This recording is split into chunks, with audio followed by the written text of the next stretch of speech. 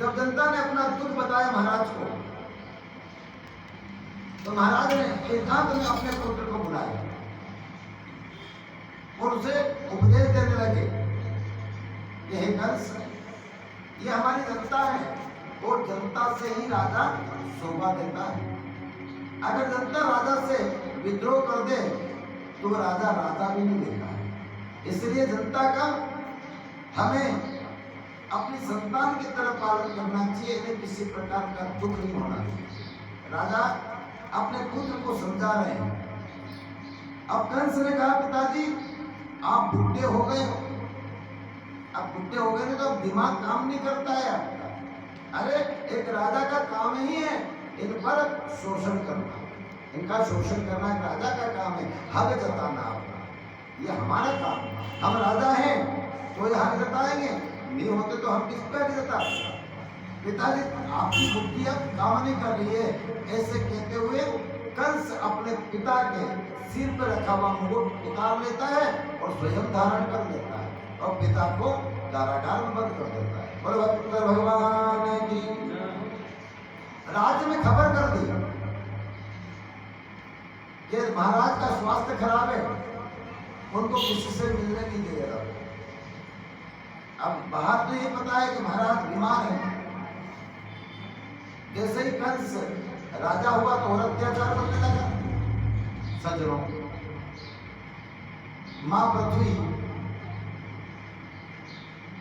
राजा कंस के अत्याचार से कांपने लगी। गो का रूप धारण किया, भगवान नारायण के पास पहुंची।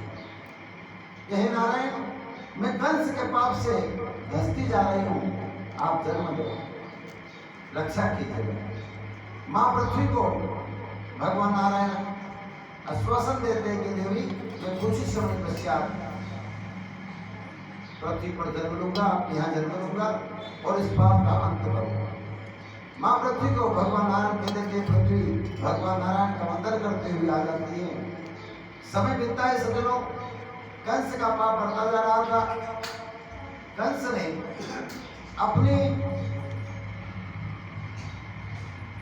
चाचा की बहन साथ, ये चाचा की पुत्री है, उसने सोचा कि चाचा की साथ पुत्री का विवाह इनके साथ हो गया, हम दोनों में मित्रता है तो क्यों ना मेरी बहन का भी विवाह इनके साथ कर दो। कंस की एक बहन थी जिसका नाम था देवकी। देवकी का विवाह कंस ने वासुदेव के साथ किया, बड़े धूमधाम के साथ। और उस कंस ने बड़े हर्ष उल्लास के साथ अपनी बहन का विवाह किया और रथ स्वयं हाथ में अपनी बहन को ससुराल छोड़ने जा रहा था। जैसे ही वो कुछ आगे ही बढ़ा था कि आकाशवाणी हुई, यानी कंस जितने हर्ष से तू अपनी बहन को ससुराल पहुंचा रहा है, अरे मूर्ख, इसी का 8वां पुत्र तेरा काल होगा। जैसे ही कंस को मालूम पड़ा कि देवकी का 8वां पुत्र मेरा काल है, तो कंस ने अपनी म्यान में से तलवार निकाली और अपनी बहन के मारने के लिए चला कि ना तो पृथ्वी रहेगी ना यहाँ पर बीज उत्पन्न होगा, मैं पृथ्वी को ही नष्ट कर देता हूँ। तलवार निकालकर जैसे ही प्रहार करने वाला था कि वासुदेव जी कंस के हाथ में पकड़ लेते हैं और कहते हैं, मित्र ये क्या कर रहे हो? तुम्हें शर्म आने की बात है कि एक भाई अपनी बहन का वध करे। अभी तक इतिहास में ऐसा नहीं हुआ है। तुम्हें इतिहास में आगे चलकर लोग क्या कहेंगे, जरा समझो। हे मित्र कंस, तुम्हारा दुश्मन इसका 8वां पुत्र है, ना कि देवकी। मैं तुम्हें वचन देता हूं कि देवकी का 8वां पुत्र मैं लाके दूंगा। अब कंस अपने मित्र की बात मान लेता है और देवकी वासुदेव को छोड़ देगा। अभी कारागार में बंद नहीं किया, छोड़ दिया। मित्र ने कह दिया कि मैं दूंगा 8वां पुत्र। अब मित्र की बात दूसरा मित्र मानता है, मैं ठीक है जब तुम कह रहे हो तो मैं तुम्हारी बात मानता हूँ, मुक्त कर दिया। इतने में नारद जी आ गए। कंस के पास में 8 पकड़ी का फूल है कमल का। कमल का 8 पकड़ी का फूल कंस को बताते और कहते, कंस मुझे ये बता इसमें से 8वीं पकड़ी कौन सी और पहली पकड़ी कौन सी? अब कंस उस फूल को देखने लगा, गिनने लगा पकड़ी, तो हर पकड़ी 8वीं और नजर आती है। नारद जी समझाते, देख कंस ये 8 ही मिलकर भी तुझे मार सकते हैं, ऐसा नहीं कि वो 8 ही मारे, बेला भी मार सकता है। अब नारद जी उसकी बुद्धि भ्रमित क्यों कर रहे थे? क्या चाहते थे नारद जी?